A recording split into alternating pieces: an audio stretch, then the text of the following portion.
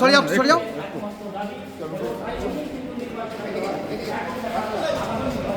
চলো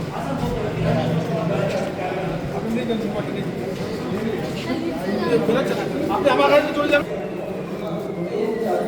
electron officer আমি কেন বলছি যে ইয়ে ভাঙবো, নিয়ম ভাঙবো?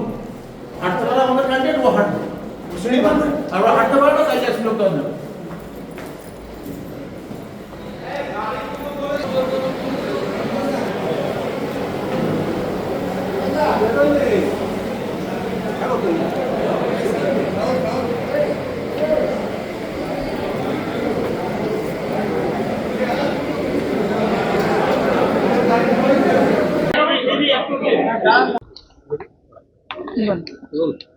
একই দিনে 3 জন প্রার্থী নমিনেশন জমা দেওয়া হলো, আপনার বিরোধী যারা রয়েছে তাদের কতটা শক্তিশালী বলে মনে করছে? দেখুন, আমরা লড়াই করছি ফ্যাসিবাদের বিরুদ্ধে, খেটে খাওয়া মানুষের লড়াই। তো সেই লড়াইয়ে যারাই আমাদের বিপক্ষে আছে তারাই হচ্ছে, তাদের বিরুদ্ধে আমরা লড়ছি। সে বিজেপি হোক আর তৃণমূলই হোক, দুজনেরই লক্ষ্য এক।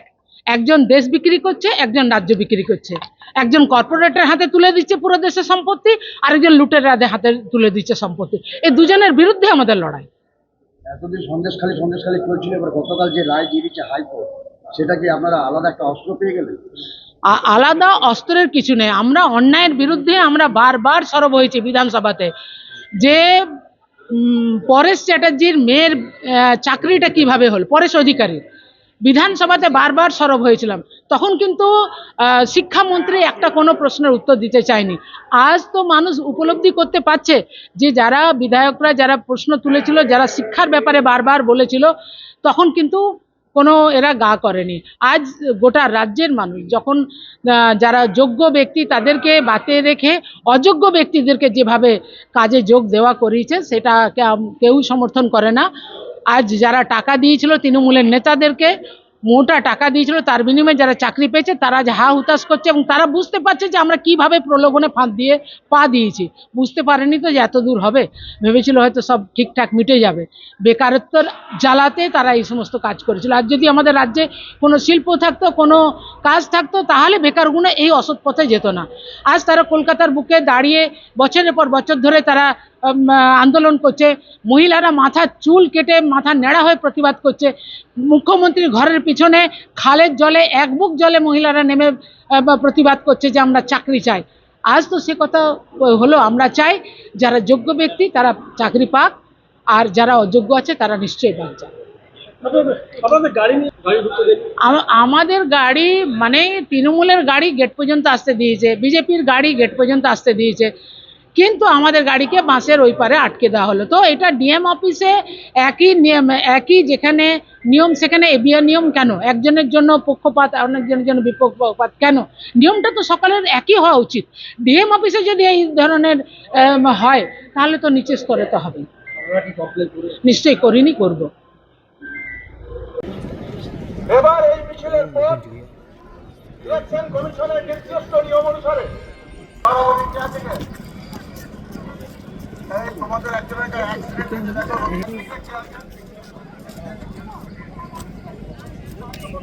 এতটা হেঁটতে পেরেছে। আমি গিয়ে দেখছি, দেখছি না না কি চলতে পারে না।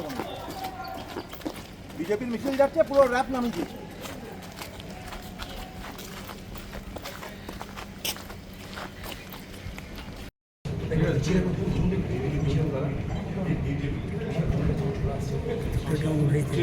ठीक है भेज देंगे।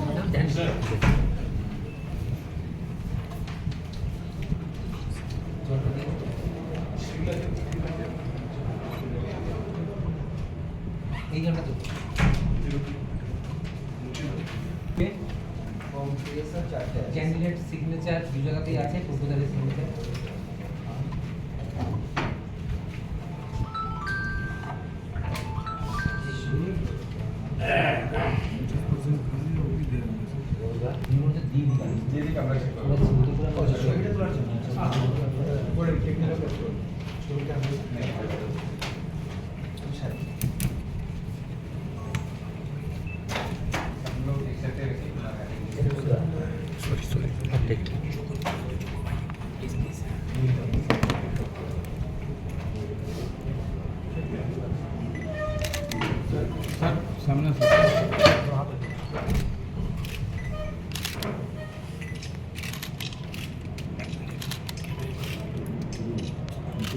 প্রত্যেক টাকা প্রত্যেক টাকা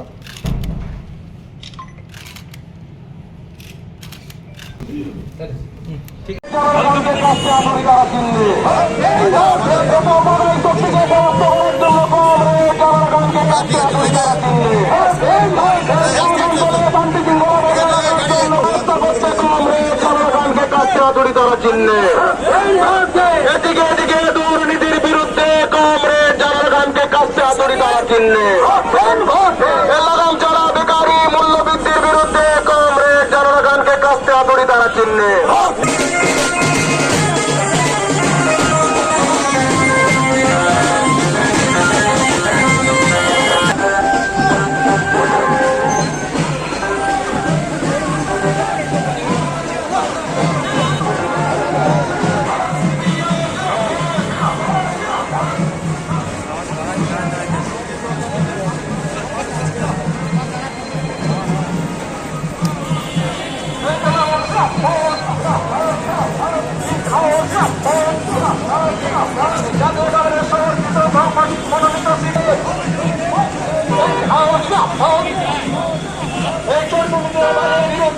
আপনার হাতিয়ার কাছে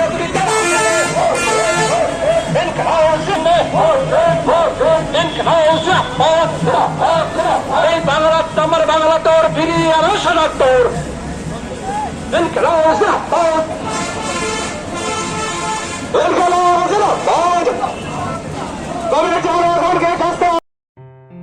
আসন্ন লোকসভা নির্বাচনে রাজ্যের প্রতিটি প্রান্তে বামফ্রন্ট প্রার্থীদের জয়ী করুন।